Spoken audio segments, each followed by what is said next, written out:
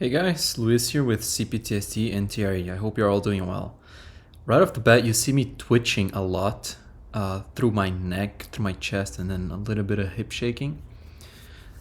This video is mostly going to be me showing hip bridges that I've done that, preceded a little bit of shaking. I believe that most of the movements that you see me do here after I do the hip bridge are just me trying to follow my body, as I always say, trying to figure out what my body's trying to tell me, like following tensions and trying to stay with the tremoring, with the shaking. In this case, I try to do hip bridges, and I find that they've been helping me quite a lot, really. After finding out that paying attention to how your body wants to breathe, or how you want to breathe in general, has helped tremors appear more easily, I found that doing hip bridges also helped a lot with with the shaking appearing.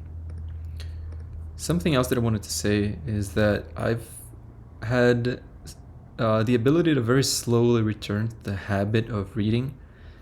It's not really a habit, but the initial barrier that emerges when starting a book seems slower than before. As I do TRE, and I'm also going to talk therapy sessions. The more therapy I do, and the more I shake, I see that my body's kind of coming alive, really. So if you're new to the channel, I'm somebody who has childhood trauma via narcissistic abuse, and so shaking really is something that requires you to connect with your body a lot, and I do not have a lot of contact, I guess you could say, with my body. So TRE happens very slowly. I remember the moderator of the TRE or long-term TRE subreddit community saying that 15 minutes of pure shaking is a lot for somebody who has childhood trauma. Here I'm not shaking really for 15 minutes. I am mostly trying to enact the tensions that appear in my body. Now, there's a lot of twitching, which I've also been calling spasms, that happen throughout my body. The more TRE I do, the more twitching I feel from random stimuli. Like it could be, as I said before, like watching a series, or just any random stimuli, like talking to somebody or whatever. I've started reading the book. It didn't start with you, and there's a period. There's a segment in the book that describes these spasms or twitches that I call very, very, very precisely, in my opinion. It says, open quote, Freud and Jung each observed how fragments of previously blocked, suppressed, or repressed life experience would show up in the words, gestures, and behaviors of their patients. For decades to follow, therapists would see such clues as slips of the tongue, accident patterns, or dream images as messengers shining a light into the unspeakable and unthinkable regions of their clients' lives.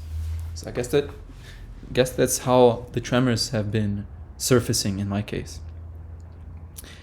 Also wanted to mention that I think the more I do this, and the more I learn about trauma, childhood trauma, transgenerational trauma, it feels like the body's a time machine where things that were not resolved in the past are brought forth into consciousness to be resolved in the present.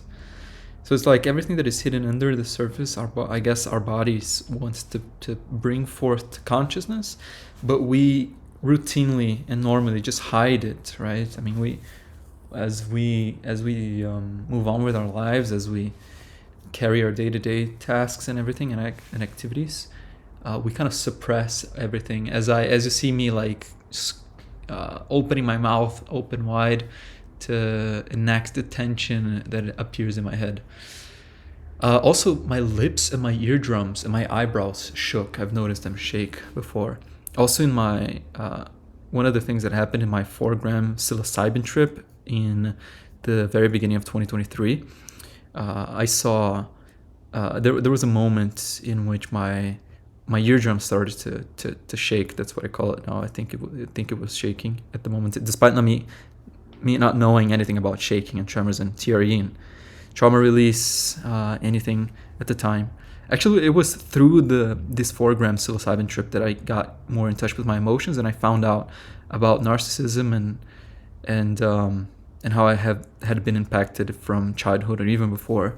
This book that I mentioned moments ago, the "It Didn't Start With You" book, it talks about transgenerational trauma, like how even when you're in your mother's womb, you carry trauma that comes from your mother's parents. So it's like there's stuff that my body tries to bring forth to consciousness that I have no idea what it means. And I guess that's for everybody. That's for most people with